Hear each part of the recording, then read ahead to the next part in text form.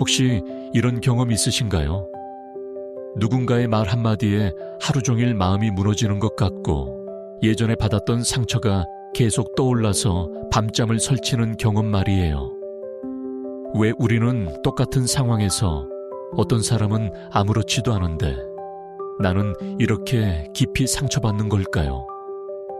왜 세월이 지나도 그때 그 일이 여전히 아프게 느껴질까요? 오늘 이 영상에서는 칼 융의 깊은 통찰을 통해 어떻게 하면 더 이상 누구에게도 어떤 일에도 상처받지 않는 사람이 될 수 있는지에 대해 이야기해 보려고 합니다. 이건 단순히 강해지는 방법이 아닙니다. 이건 진정한 자유를 찾는 여정입니다. 우리가 평생 찾아 헤매던 그 평온함이 사실은 우리 안에 이미 존재하고 있다는 것을 깨닫는 순간의 이야기입니다. 지금부터 함께 그 길을 걸어가 보겠습니다. 우리 모두는 삶 속에서 크고 작은 상처를 받으며 살아갑니다. 어떤 날은 사소한 말 한마디가 가슴을 찌르고 어떤 날은 오래전 일이 갑자기 떠올라 눈물이 나기도 하죠. 그럴 때마다 우리는 생각합니다. 왜 나는 이렇게 약한 걸까? 왜 나는 이것을 넘어서지 못하는 걸까? 하고요. 하지만 칼 융은 우리에게 완전히 다른 관점을 제시합니다. 그는 말했습니다. 우리가 겪는 모든 고통은 실제 현실 그 자체에서 오는 것이 아니라 우리가 그 현실을 어떻게 해석하는가에서 온다고요. 생각해보세요. 똑같은 말을 들어도 어떤 사람은 웃어넘기는데 어떤 사람은 며칠을 괴로워합니다. 똑같은 상황에서 어떤 사람은 배우고 성장하는데 어떤 사람은 깊은 상처로 남기죠. 이 차이는 어디서 오는 걸까요? 융은 이렇게 설명합니다. 우리는 실제로 현실을 있는 그대로 보는 것이 아니라 우리 내면의 렌즈를 통해서 본다고요. 그리고 그 렌즈는 우리가 의식하지 못하는 사이에 과거의 경험들, 억눌린 감정들, 인정하지 못한 두려움들로 가득 차 있다는 것입니다. 한국 사회에서 자라온 우리 많은 분들이 이런 경험을 하셨을 겁니다.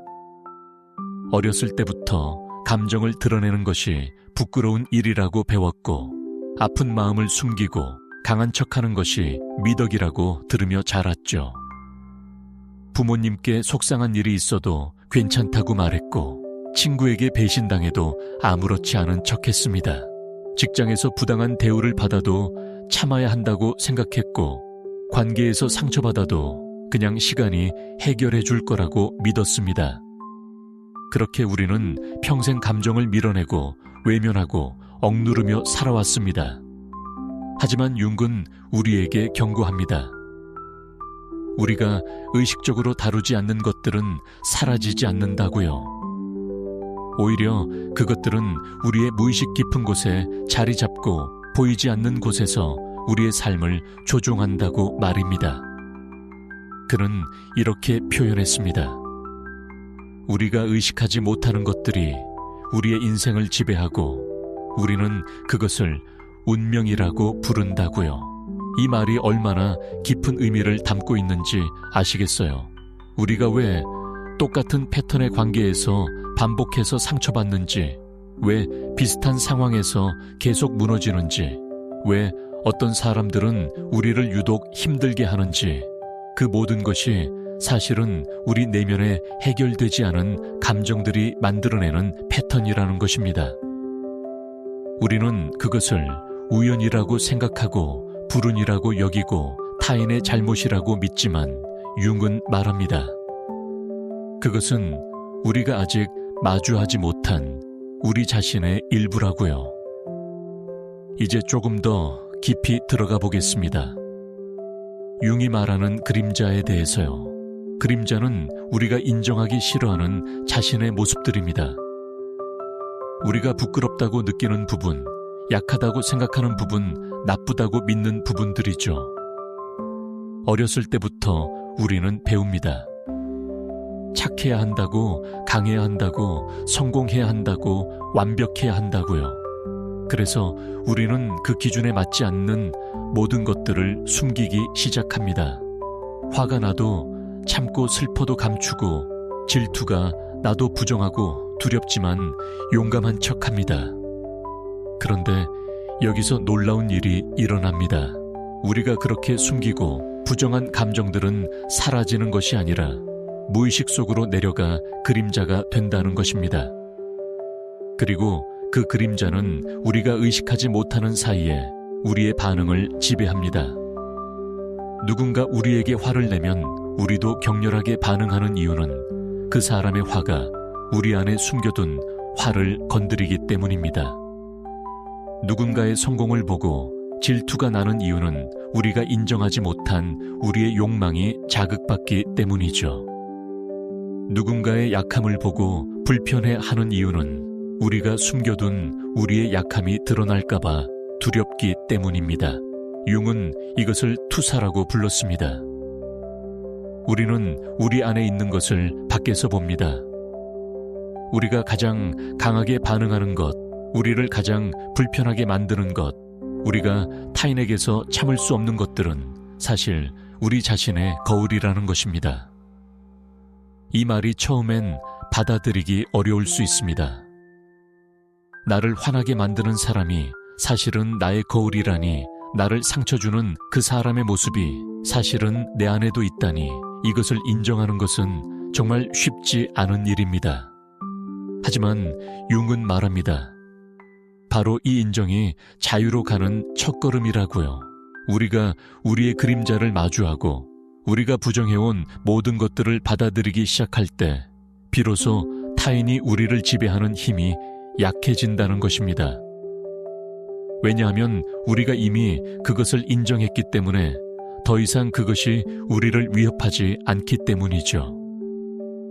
누군가 우리의 약점을 지적해도 우리가 이미 그것을 알고 받아들였다면 그것은 더 이상 우리를 무너뜨리지 못합니다. 누군가 우리의 실패를 언급해도 우리가 이미 그것과 화해했다면 그것은 더 이상 우리에게 상처가 되지 않습니다. 이제 감정에 대해 이야기해 보겠습니다. 우리 대부분은 감정을 적으로 여깁니다. 특히 부정적인 감정들은 빨리 없애야 할 것, 극복해야 할 것으로 생각하죠. 화가 나면 참아야 하고, 슬프면 기운을 내야 하고, 불안하면 긍정적으로 생각해야 한다고 배웠습니다. 하지만 융의 관점은 완전히 다릅니다. 그는 감정을 싸워야 할 적이 아니라 우리에게 무언가를 알려주는 메신저로 봤습니다. 생각해보세요. 통증은 우리 몸이 어딘가 잘못되었다고 알려주는 신호입니다. 통증을 무시하고 진통제만 먹으면 병은 계속 악화되죠. 감정도 마찬가지입니다. 화가 난다는 것은 우리의 경계가 침범당했다는 신호이고, 슬프다는 것은 우리가 무언가를 놓아주어야 한다는 신호이고, 불안하다는 것은 우리가 준비가 필요하다는 신호입니다. 질투는 우리의 욕망을 알려주고, 죄책감은 우리의 가치관을 알려주고, 외로움은 우리의 연결 욕구를 알려줍니다. 융은 이렇게 말했습니다. 감정과 싸우지 마라. 감정을 관찰하라고요. 우리가 감정을 밀어내려고 하면 할수록 그 감정은 더 강해집니다. 하지만 우리가 그 감정을 있는 그대로 바라보고 호기심을 가지고 관찰하기 시작하면 놀라운 일이 일어납니다. 감정은 우리에게 깊은 통찰을 주고, 우리가 치유해야 할 곳을 보여주고, 우리가 성장해야 할 방향을 가리킵니다. 예를 들어볼까요? 당신이 직장 상사에게 지적을 받고 심하게 화가 났다고 해봅시다.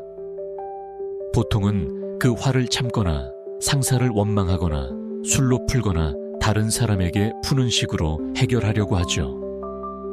하지만 융의 방식은 다릅니다. 먼저 그 화를 있는 그대로 느껴보는 겁니다. 지금 내 몸 어디에서 화가 느껴지는가? 가슴이 답답한가? 목이 조이는가? 주먹이 떨리는가? 그리고 이 화 밑에 무엇이 있는가? 혹시 무시당했다는 느낌인가? 인정받지 못했다는 서운함인가? 아니면 능력이 없다는 두려움인가? 이렇게 감정의 깊은 곳으로 들어가면 우리는 놀라운 발견을 합니다. 그 화가 사실은 상사 때문이 아니라 어렸을 때 아버지에게 인정받지 못했던 상처에서 온다는 것을요. 그 서운함이 사실은 지금 일 때문이 아니라 평생 충분하지 않다고 느껴온 자신에 대한 신념에서 온다는 것을요. 이것을 깨닫는 순간 상사의 말은 더 이상 우리를 무너뜨리지 못합니다. 왜냐하면 우리가 진짜 상처의 근원을 찾았기 때문입니다. 한국에서 자란 많은 분들이 이런 깊은 상처를 안고 살아갑니다. 부모님의 기대에 부응해야 했던 압박 좋은 학교와 좋은 직장이 인생의 전부인 것처럼 느껴졌던 시절, 남들과 비교당하며 자란 경험들이요. 우리는 사랑받기 위해 우리 자신이 아닌 다른 누군가가 되어야 한다고 배웠습니다. 그래서 지금도 우리는 끊임없이 증명하려고 하고 인정받으려고 애쓰고 충분하지 않다는 느낌과 싸우며 살아갑니다. 융은 이것을 개성화 과정이라고 불렀습니다. 우리가 다른 사람들의 기대가 아닌 진정한 우리 자신이 되어가는 과정이죠. 이것은 쉬운 여정이 아닙니다. 때로는 주변 사람들을 실망시켜야 할 수도 있고 오랫동안 지켜온 신념을 내려놓아야 할 수도 있고 안전하다고 느껴졌던 정체성을 버려야 할 수도 있습니다. 하지만 융은 말합니다. 이것이야말로 우리 인생에서 가장 중요한 일이라고요. 우리가 다른 사람의 삶을 사는 것을 멈추고 진정으로 우리 자신의 삶을 살기 시작하는 것이라고요. 여기서 중요한 개념이 하나 더 있습니다. 바로 관찰자의 의식입니다. 융은 우리 안에 두 가지 측면이 있다고 했습니다. 하나는 반응하는 자아이고 다른 하나는 관찰하는 자아입니다. 반응하는 자아는 감정에 휩싸이고 생각에 빠져들고 패턴을 반복합니다. 하지만 관찰하는 자아는 한 발짝 떨어져서 그 모든 것을 지켜봅니다. 이것은 명상이나 영적 수행에서 말하는 알아차림과 비슷한 개념입니다. 우리가 화가 났을 때 보통은 완전히 그 화에 빠져듭니다. 나는 화이고 화는 나입니다. 하지만 관찰자의 의식을 가지면 다르게 됩니다. 아, 지금 내 안에 화가 일어나고 있구나 하고 볼 수 있게 되는 거죠. 이 미묘한 차이가 엄청난 변화를 만듭니다. 내가 화라고 생각할 때는 화에 완전히 지배당하지만 내가 화를 관찰할 때는 그것과 거리를 둘 수 있습니다. 그리고 그 거리 안에 자유가 있습니다. 이것을 연습하는 방법은 의외로 간단합니다. 하루에 몇 번씩 멈추고 자신에게 물어보는 겁니다. 지금 나는 무엇을 느끼고 있는가? 내 몸 어디에서 그것이 느껴지는가? 이 감정은 무엇을 말하려고 하는가? 처음엔 어색하고 어려울 수 있습니다. 평생 감정을 외면하며 살아온 사람이 갑자기 감정을 들여다본다는 것이 쉽지는 않죠. 하지만 계속하다 보면 조금씩 변화가 느껴집니다. 예전 같으면 완전히 무너졌을 상황에서 조금 더 침착해지고 자동적으로 반응하던 것들에 대해 선택할 수 있게 되고 타인의 말과 행동이 나를 덜 흔들게 됩니다. 이제 융의 또 다른 중요한 통찰로 넘어가겠습니다. 바로 동시성에 대한 개념입니다. 융은 세상이 우연의 연속이 아니라 의미 있는 일치들로 가득하다고 믿었습니다. 우리가 어떤 생각이나 감정 상태에 있을 때 그것과 관련된 일들이 외부 세계에서도 일어난다는 것이죠. 이것을 미신이나 신비주의로 치부할 수도 있지만 현대 심리학과 양자 물리학은 점점 더 이 개념을 지지하고 있습니다. 생각해보세요. 우리가 두려움에 가득 차 있을 때 실제로 두려운 일들이 더 많이 일어나는 것처럼 느껴지지 않나요? 우리가 사랑과 감사로 가득할 때 좋은 일들이 연이어 일어나는 경험을 해보지 않으셨나요? 이것은 단순히 우리가 그렇게 해석해서가 아닙니다. 융은 우리의 내면 상태가 실제로 우리가 경험하는 현실을 창조한다고 믿었습니다. 우리의 무의식은 외부 세계와 연결되어 있고 우리가 내면에서 변화할 때 외부도 함께 변화한다는 것입니다. 이것이 융이 말하는 개성화의 여정입니다. 그렇다면 실제로 우리는 어떻게 살아야 할까요? 더 이상 상처받지 않는 삶은 구체적으로 어떤 모습일까요? 이것은 감정이 없는 삶이 왜 중요할까요? 왜냐하면 이것은 우리가 희생자가 아니라 창조자라는 것을 의미하기 때문입니다. 우리가 계속 상처받고 힘들어하고 불행한 것은 세상이 그렇게 만들어서가 아니라 우리의 내면이 그런 현실을 끌어당기고 있기 때문입니다. 이 말이 가혹하게 들릴 수 있지만 사실은 가장 희망적인 메시지입니다. 왜냐하면 외부를 바꿀 수는 없지만 우리 자신은 바꿀 수 있기 때문입니다. 그리고 우리가 변하면 우리가 경험하는 세상도 변합니다. 한국 사회에서 많은 분들이 느끼는 답답함과 막막함도 여기서 옵니다. 우리는 오랫동안 외부의 성공과 인정이 행복을 가져다 줄 거라고 믿으며 살았습니다. 좋은 학교에 가면, 좋은 직장에 들어가면, 돈을 많이 벌면, 결혼을 하면, 아이를 낳으면 행복할 거라고 생각했죠. 하지만 그 모든 것을 이루고도 여전히 공허함을 느끼는 사람들이 너무 많습니다. 왜냐하면 진짜 변화는 외부가 아니라 내부에서 일어나야 하기 때문입니다. 융은 이것을 외향과 내향의 균형이라고 설명했습니다. 현대 사회는 지나치게 외향적입니다.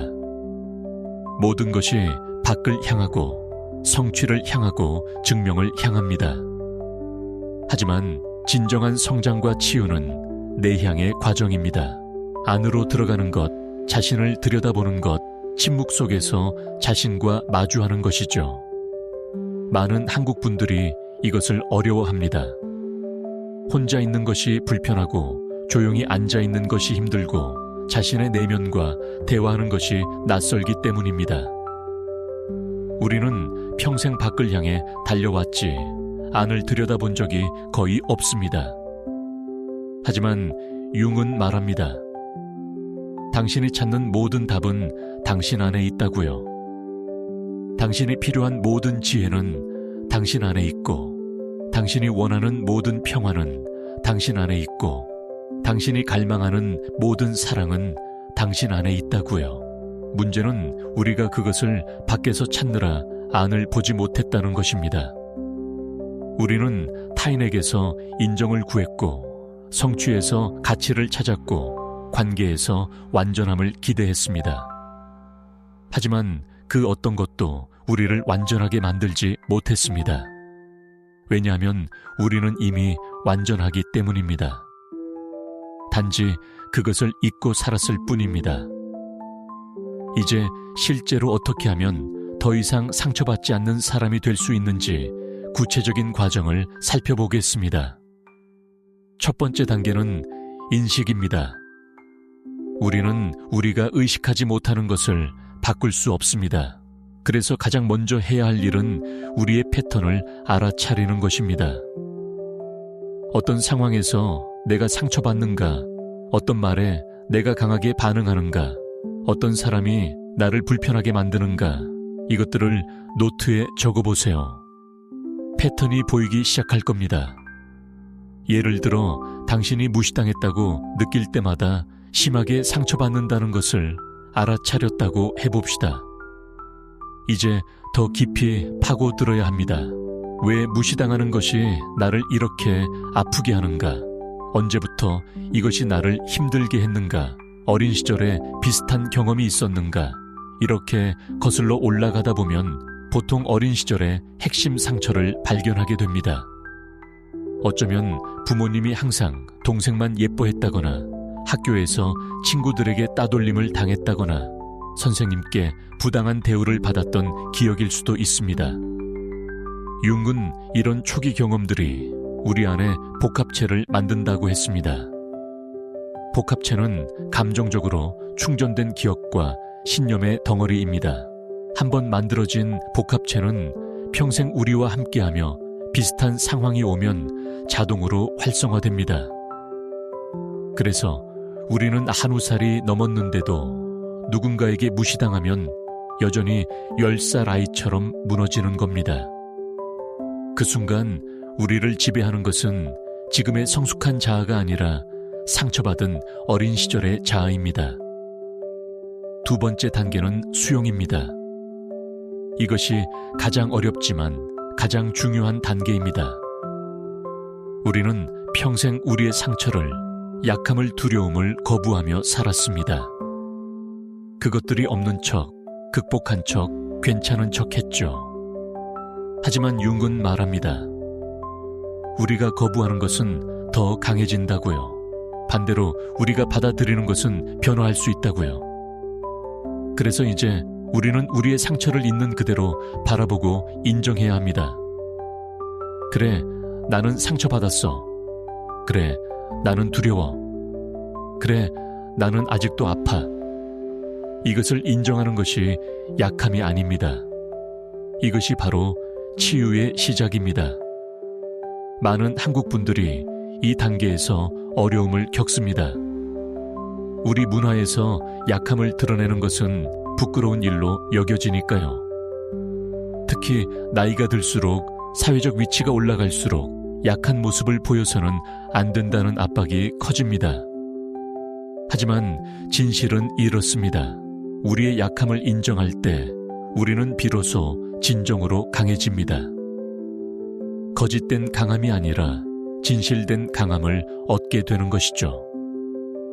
상처를 숨기는 사람은 언제나 그것이 드러날까봐 두려워하지만 상처를 인정한 사람은 더 이상 두려워할 것이 없습니다. 세 번째 단계는 통합입니다. 윤기 말하는 개성화의 핵심이 바로 이것입니다.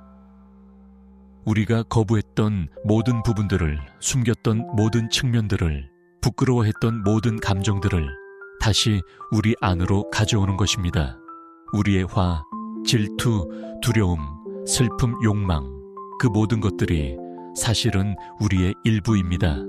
그것들을 밖으로 밀어낸다라고 해서 없어지지 않습니다. 오히려 그림자가 되어 우리를 조종하죠. 하지만 우리가 그것들을 다시 받아들이고 통합할 때 그것들은 더 이상 우리를 지배하지 못합니다. 대신 우리의 에너지가 되고 우리의 힘이 되고 우리의 온전함이 됩니다. 이 과정을 거치면서 놀라운 변화가 일어나기 시작합니다. 예전 같으면 나를 무너뜨렸을 말들이 더 이상 나를 흔들지 못합니다. 왜냐하면 나는 이미 내 안의 모든 것을 알고 받아들였기 때문입니다. 누군가 나를 비난해도 그것이 사실이라면 나는 이미 알고 있고 사실이 아니라면 나는 개의치 않습니다.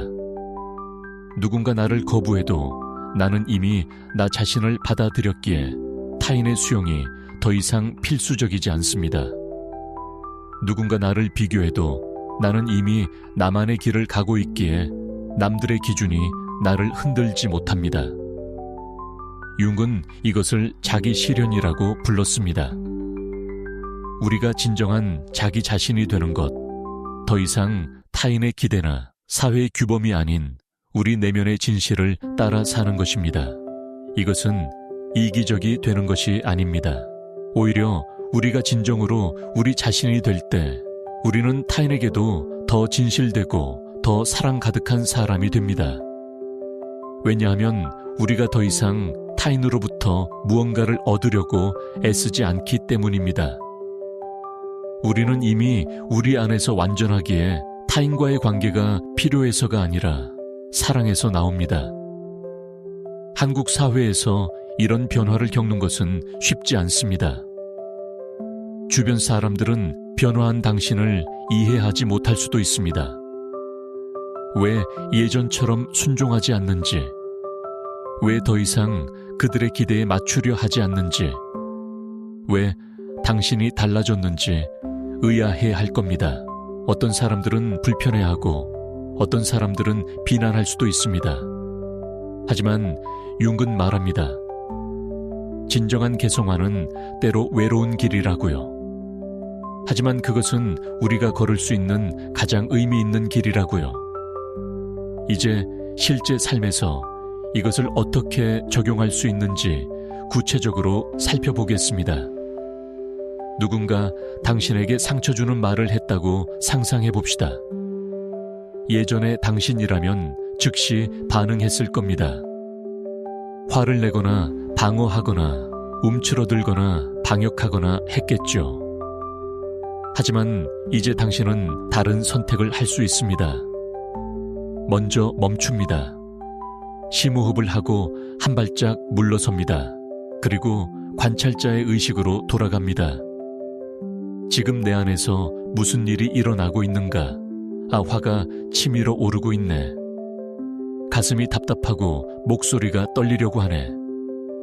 이 화 밑에는 무엇이 있는가? 무시당했다는 느낌인가? 부당하다는 생각인가? 이해받지 못했다는 서운함인가? 이렇게 자신의 내면을 들여다보는 순간 당신은 이미 자동 반응의 고리에서 벗어난 것입니다. 당신은 더 이상 화에 완전히 사로잡힌 것이 아니라 화를 관찰하고 있는 것입니다. 그 다음 당신은 물어볼 수 있습니다. 이 사람의 말이 나를 이렇게 아프게 하는 이유는 무엇인가? 혹시 그 말 속에 내가 두려워하는 진실이 있는가? 아니면 내 과거의 상처를 건드리는 무언가가 있는가? 이렇게 깊이 들여다보면 대부분의 경우 상처는 상대방의 말 자체가 아니라 그것이 촉발한 우리 내면의 무언가에서 온다는 것을 알게 됩니다.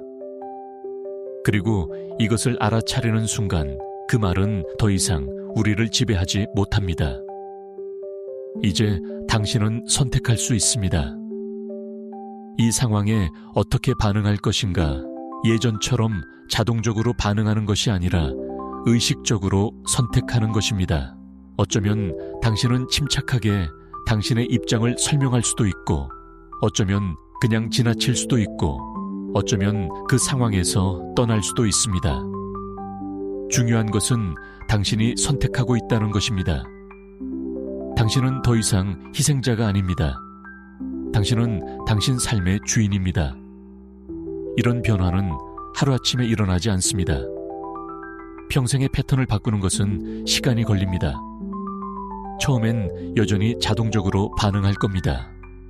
그리고 나중에야 내가 또 그렇게 반응했구나 하고 깨닫게 되죠. 괜찮습니다. 그것도 진전입니다. 점차 시간이 지나면 반응하고 나서 곧바로 알아차리게 되고, 더 나아가면 반응하는 도중에 알아차리게 되고, 결국에는 반응하기 전에 알아차리게 됩니다. 그리고 그 순간 당신은 진정으로 자유로워집니다. 융은 또한 꿈의 중요성을 강조했습니다. 그는 꿈이 무의식이 우리에게 보내는 메시지라고 믿었습니다. 우리가 의식적으로 보지 못하는 것들을, 인정하지 않는 것들을 꿈은 상징과 이미지로 보여줍니다. 당신이 계속 쫓기는 꿈을 꾼다면 그것은 당신이 무언가를 피하고 있다는 신호일 수 있습니다. 높은 곳에서 떨어지는 꿈을 꾼다면 통제력을 잃는 것에 대한 두려움을 나타낼 수 있습니다. 물에 잠기는 꿈을 꾼다면 감정에 압도당하고 있다는 표시일 수 있습니다. 꿈을 기록하고 분석하는 것은 자기 이해를 깊게 하는 강력한 도구입니다. 아침에 일어나자마자 꿈을 노트에 적어보세요. 무엇을 봤는지, 어떻게 느꼈는지, 어떤 상징들이 나타났는지 기록하는 겁니다. 그리고 그것들이 당신의 현재 삶과 어떤 연관이 있는지 생각해 보세요. 융은 꿈이 우리의 무의식이 균형을 맞추려는 시도라고 했습니다. 우리가 의식적으로 너무 한쪽으로 치우쳐 있으면 무의식은 꿈을 통해 반대편을 보여줍니다. 예를 들어 당신이 평소에 지나치게 이성적이고 감정을 억누르고 산다면 꿈은 강렬한 감정적 경험을 보여줄 수 있습니다. 당신이 너무 타인을 배려하며 자신을 희생하고 산다면 꿈은 이기적인 모습이나 공격적인 모습을 보여줄 수 있습니다.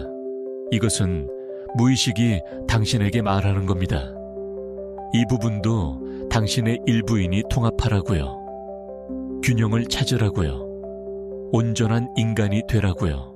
한국 문화에서 우리는 오랫동안 집단의 조화를 개인의 욕구보다 우선시하며 살았습니다.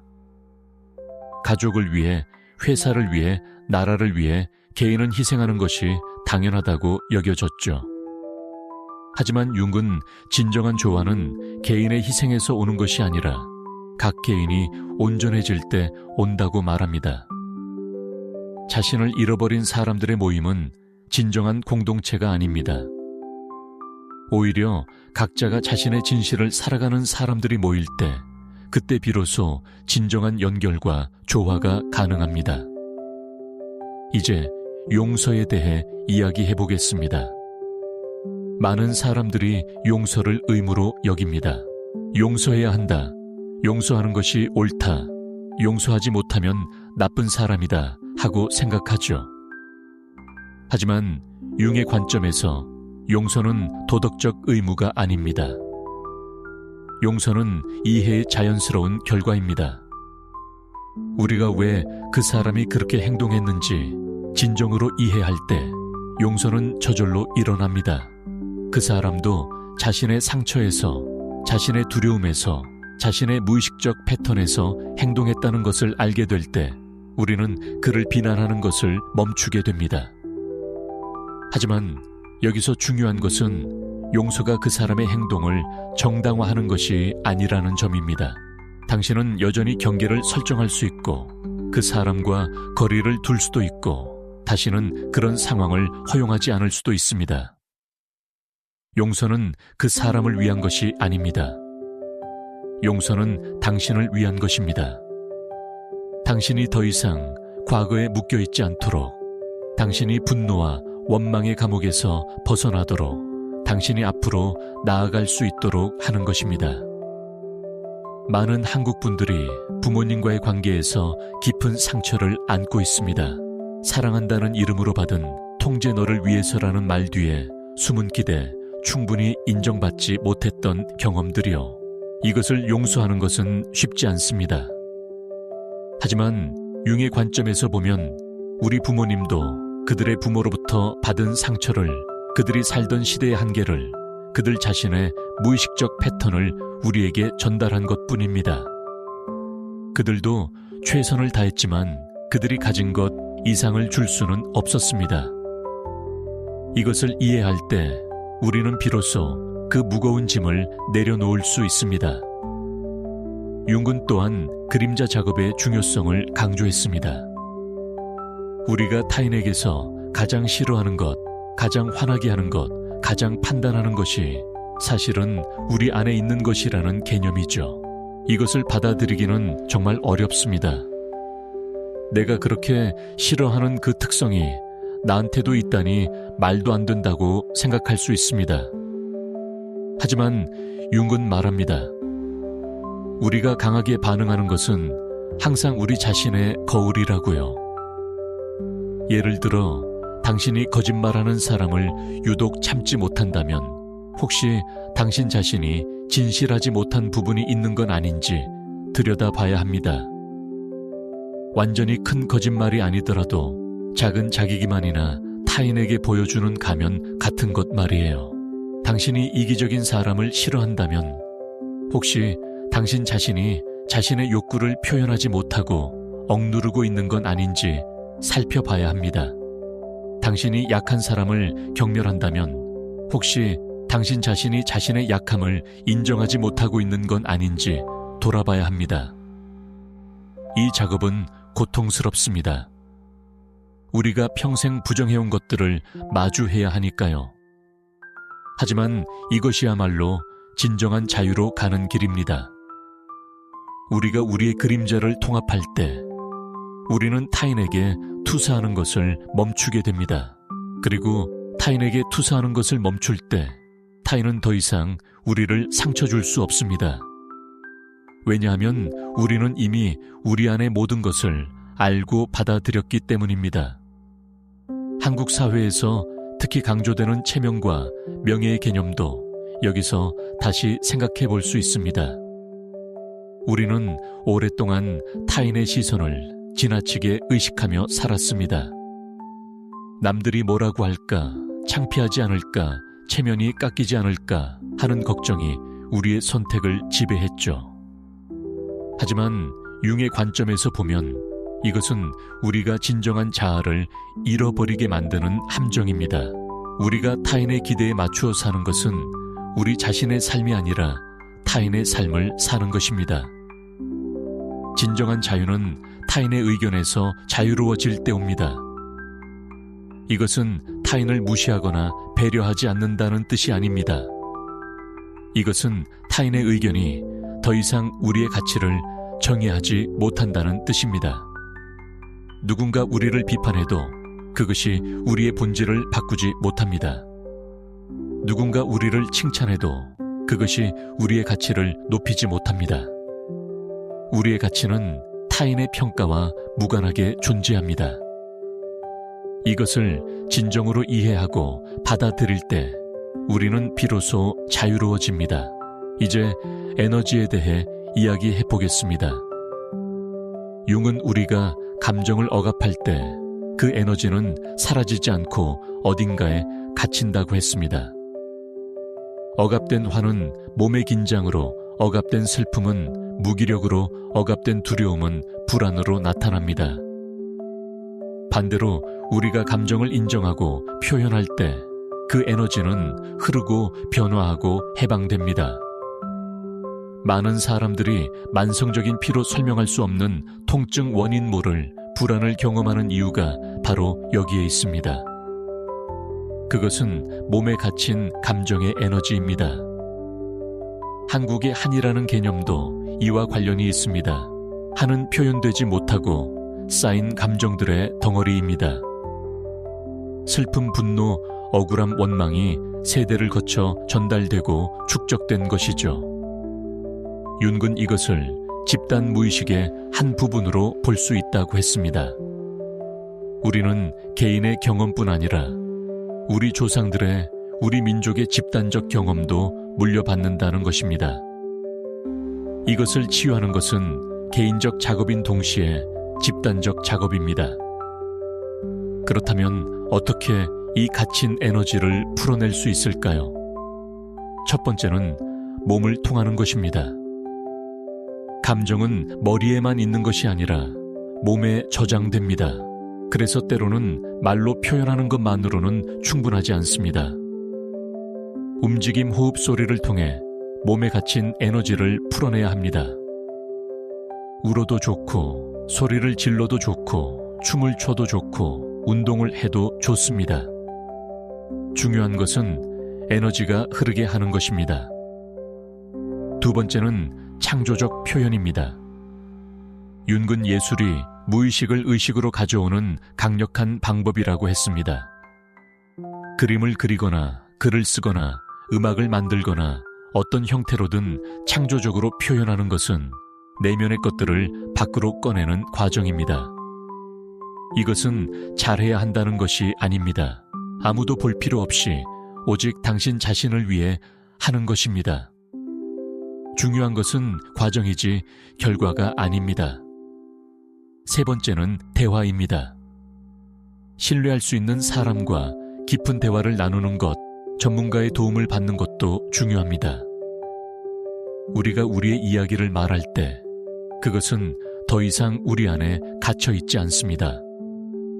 그것은 빛을 보게 되고 공기를 마시게 되고 변화할 수 있게 됩니다. 한국 사회에서 상담이나 심리치료를 받는 것이 아직 낯설고 부끄러운 일로 여겨지는 경향이 있지만 이것은 변화하고 있습니다. 자신의 마음을 돌보는 것은 약함이 아니라 지혜입니다. 융은 또한 적극적 상상이라는 기법을 개발했습니다.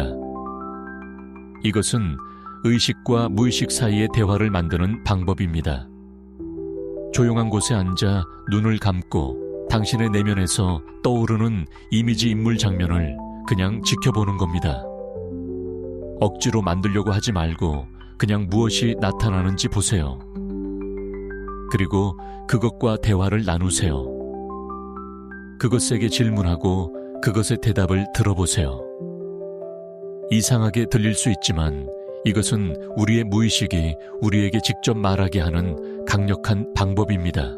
예를 들어 당신이 계속 불안을 느낀다면 눈을 감고 그 불안이 형태를 취하게 해보세요. 어떤 이미지로 나타나나요? 어두운 그림자인가요? 무거운 돌인가요? 차가운 물인가요? 그것을 보고 나서 그것에게 물어보세요. 너는 누구니? 너는 나에게 무엇을 말하려고 하는 거니? 너는 나를 무엇으로부터 보호하려고 하는 거니? 그리고 대답을 기다리세요. 처음엔 아무것도 오지 않을 수 있습니다. 하지만 계속하다 보면 놀라운 통찰들이 떠오르기 시작합니다. 이제 우리가 이야기의 끝을 향해 가고 있습니다. 융의 가르침을 통해 우리가 배운 것은 무엇일까요?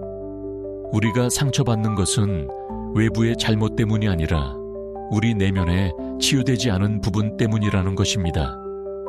우리가 타인을 바꾸려고 애쓰는 것은 헛된 일이고 우리 자신을 변화시키는 것이 진정한 힘이라는 것입니다. 우리가 우리의 그림자를 인정하고 통합할 때 타인은 더 이상 우리를 지배할 수 없다는 것입니다. 우리가 관찰자의 의식을 개발할 때 우리는 자동적 반응에서 벗어나 진정한 선택을 할 수 있다는 것입니다. 이 모든 것의 핵심은 자기 인식입니다. 우리 자신을 아는 것, 우리의 패턴을 이해하는 것, 우리의 상처를 인정하는 것, 우리의 그림자를 받아들이는 것입니다. 융은 평생을 이것을 가르쳤습니다. 너 자신을 알라. 이것은 고대 그리스의 격언이기도 하지만 융은 이것을 심리학적으로 깊이 탐구했습니다.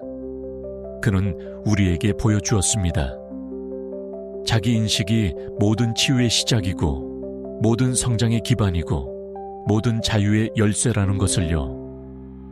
한국에서 자라온 우리 많은 분들이 이제 중년에 접어들면서 인생의 의미를 다시 묻기 시작합니다. 그동안 열심히 달려왔는데 뭔가 허전하고 공허합니다. 성공도 했고 가정도 이루었고 해야 할 일들도 다 했는데 진정한 행복이 무엇인지 모르겠습니다. 윤군 이것을 중년의 위기라고 불렀고 이것이 사실은 새로운 시작의 기회라고 했습니다. 인생의 전반부가 외부 세계에서의 성공에 관한 것이었다면 후반부는 내면 세계의 발견에 관한 것이라고요. 이제 우리에게 주어진 시간은 진정한 우리 자신을 찾는 시간입니다. 타인의 기대가 아닌 우리의 진실을 사는 시간입니다. 억눌러 온 것들을 해방시키는 시간입니다. 우리가 누구인지 정직하게 마주하고 우리의 빛과 어둠을 모두 받아들이고 온전한 인간이 되는 시간입니다. 이것이